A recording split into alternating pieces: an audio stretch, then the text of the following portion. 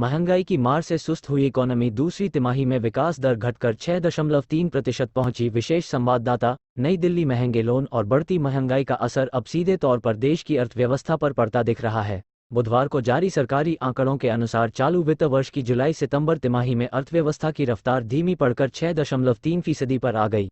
अप्रैल जून तिमाही में GDP growth 13.5% थी।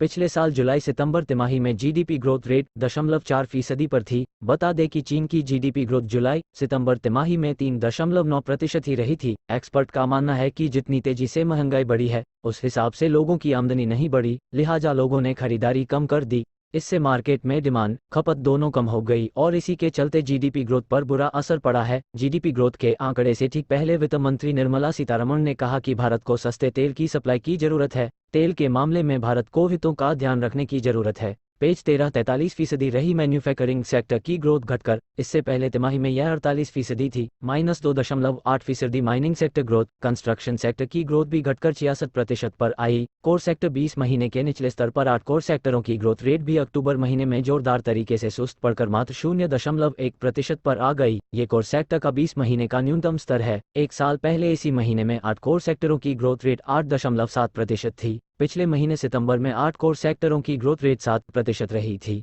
पहली बार 63,000 के पार पहुंचा सेंसेक्स। घरेलू बाजारों में बुधवार को लगातार 7वें कारोबारी दिन तेजी रही। सेंसेक्स पहली बार 63,000 से ऊपर बंद हुआ। सेंसेक्स 41,781 अंक यानी 0.67% चढ़कर 63,099.65 अंक पर बंद हुआ, जो इसका नया रिकॉर्ड स्तर है। निफ्टी कारोबार के अंत में 18,758.35 अंक पर बंद हुआ, जो इसका नया रिकॉर्ड है।